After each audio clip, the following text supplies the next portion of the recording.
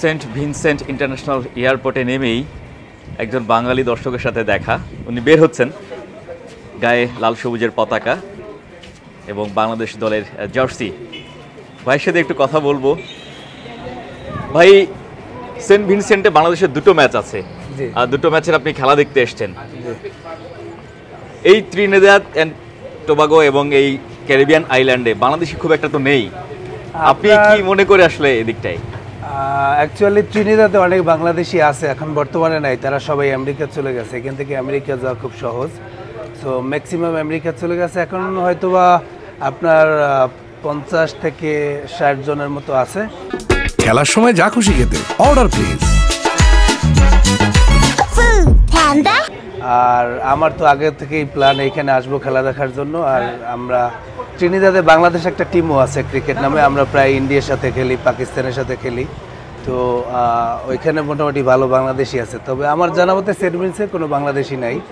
তো আমার মনে হয় আমি একাই আসছি ত্রিনিদাদ থেকে এখানে খেলা দেখার জন্য, দেখি বাকিটা। কেমন দর্শক হতে পারে এই নেদারল্যান্ডস এবং নেপালের বিপক্ষে বাংলাদেশের ম্যাচের?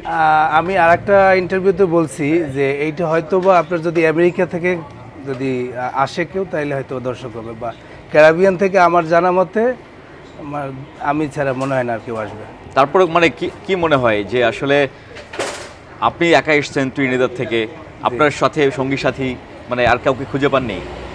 অ্যাকচুয়ালি ছিল কিছু বাংলাদেশি, কিন্তু সবাই তো ব্যস্ত, বিদেশের বাড়ি, সবাই ব্যস্ত থাকে ব্যবসা বাণিজ্য নিয়ে।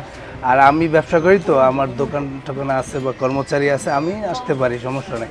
সবাই তো আর চাকরি, ম্যাক্সিমাম চাকরি করে, কেউ কেউ ব্যবসা করে, যার যেইভাবে আর কি। কতজন থাকেন আসলে আপনারা সেই ত্রিনিদাদে? 50 থেকে 60 জনের মতো আছে এখন বাংলাদেশি। হ্যাঁ। আপনি এখানে থাকেন, বাংলাদেশের খেলা হবে, বিশ্বকাপের ফিক্সচার তো আগেই ঘোষণা হয়েছে, অন্যরা সুযোগ পায়নি, আপনি সুযোগ পেয়েছেন। মানে প্ল্যানিংটা কিভাবে করেছিলেন যে আসলে অ্যাকচুয়ালি আমি এই গত 8 বছরের ত্রিনিদাদ এর ভিতরে একটা ম্যাচ ছিল ডোমিনিকায়, তো ওইটা আমি যাইতে পারিনি, আমি অসুস্থ ছিলাম। আর এরপরে এই প্রথম যে ম্যাচ আমি পাইলাম, আমার ইচ্ছা সবগুলো ম্যাচই দেখবো, ক্যারিবিয়ানে যতগুলো ম্যাচ আছে, বিশ্বকাপ হোক বা এমনিতে এমনি নর্মাল সিরিজ, আমি অবশ্যই সব জায়গায় যাই এবং দেখি। বাংলাদেশের বাড়ি কোথায়? বরিশালে, বাবুগঞ্জ থানা। বরিশাল থেকে একেবারে ত্রিনিদাদ, তারপর সেন্ট ভিনসেন্ট, পুরো বাংলাদেশের পতাকা এবং বাংলাদেশ ক্রিকেট দলের জার্সি। জি জি। কি মনে হচ্ছে বাংলাদেশ দল সুপার 8-এ উঠতে পারবে? ইনশাআল্লাহ, অবশ্যই ইনশাআল্লাহ। আর বাকি দুটো ম্যাচ তো দেখেছেন নিশ্চয়ই, ইউএসএ তে যে দুটো ম্যাচ হয়েছে, ইনশাআল্লাহ এই দুটো ম্যাচে মানে কার উপর বেশি ভরসা আপনাদের?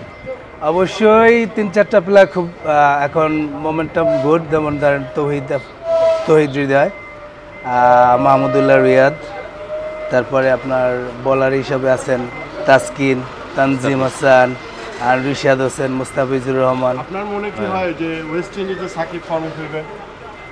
আসলে সাকিব তো বিশ্বের সেরা অলরাউন্ডার, আমি আশা করি এই 2 ম্যাচে সে অবশ্যই ফিরবে। সাকিব রূপে ফিরবে এবং দেখতে পারবেন নেদারল্যান্ডস ম্যাচে ইনশাআল্লাহ। বাহ, দেখছেন আসলে সেই বরিশালের বাবুগঞ্জ থেকে সেন্ট ভিনসেন্টে এসেছেন। আমার নাম Mohammad Motaleb Hossain, Trinidad and Tobago. এখানে এসে আমরা যারা গণমাধ্যম কর্মী আছি, তারা একজনকে পেয়ে সে একজনের সাথেই সবাই কথা বলতে আসলে ব্যস্ত, কারণ এখানে আর কেউ নেই। একজন বাংলাদেশি আমরা পেয়েছি। ইনফ্যাক্ট আমরা যে ফ্লাইটে এসেছি, মোতালেব ভাইও সেই ফ্লাইটে এসেছেন। দেখা যাক, বাংলাদেশ দল আসলে এখানে দুটা ম্যাচ আছে, নেপাল এবং নেদারল্যান্ডসের বিপক্ষে, নিশ্চয়ই সুপার 8-এ উঠবে সেই প্রত্যাশা সবার।